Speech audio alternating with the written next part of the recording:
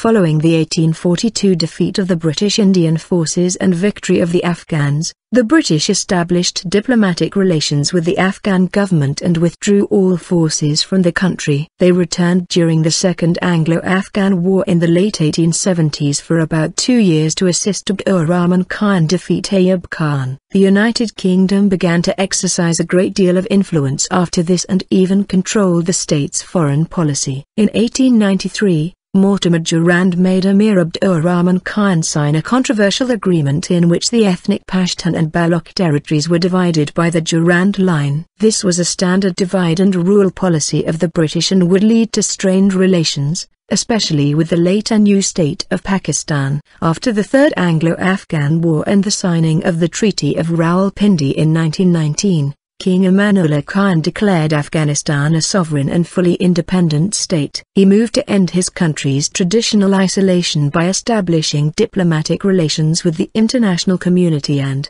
following a 1927-28 tour of Europe and Turkey, introduced several reforms intended to modernize his nation. A key force behind these reforms was Mahmud Tarzi, an ardent supporter of the education of women. He fought for Article 68 of Afghanistan's 1923 constitution, which made elementary education compulsory.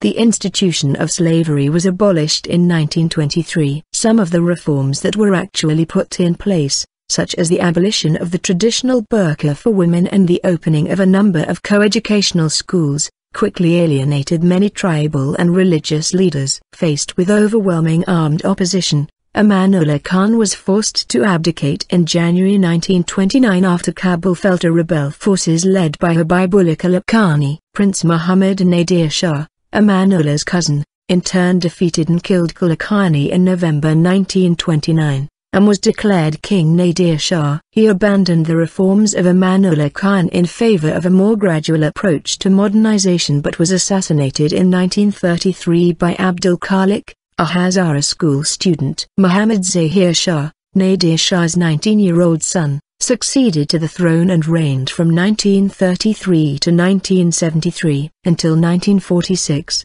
Zahir Shah ruled with the assistance of his uncle, who held the post of Prime Minister and continued the policies of Nadir Shah. Another of Zahir Shah's uncles, Shah Mahmud Khan, became Prime Minister in 1946 and began an experiment allowing greater political freedom, but reversed the policy when it went further than he expected. He was replaced in 1953 by Muhammad Daud Khan, the king's cousin and brother-in-law. Daud Khan sought a closer relationship with the Soviet Union and a more distant one towards Pakistan. Afghanistan remained neutral and was neither a participant in World War II nor aligned with either power bloc in the Cold War. However, it was a beneficiary of the latter rivalry as both the Soviet Union and the United States vied for influence by building Afghanistan's main highways, airports, and other vital infrastructure. In 1973, while King Zahir Shah was on an official overseas visit, Daud Khan launched a bloodless coup and became the first president of Afghanistan. In the meantime,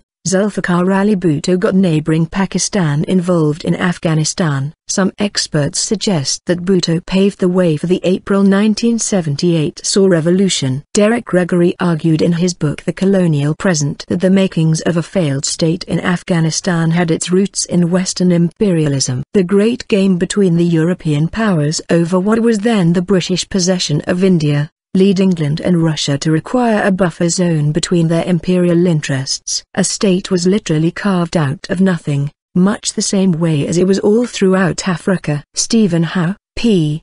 13. Different ethnic groups, different languages and different ways of life were enmeshed together into a single state with little consideration of the effects of such policies. In this context, the creation of Afghanistan, like many other small states created by the European powers, had little to do with self-determination as it was claimed, but over geopolitics. Isaiah Bowman, a renowned American geographer, is said to have championed the notion of many small states within Eastern Europe, Latin America and Africa to increase imperial competition, thus weakening their respective power in relation to the United States. Painter and Jeffrey Ch. 9.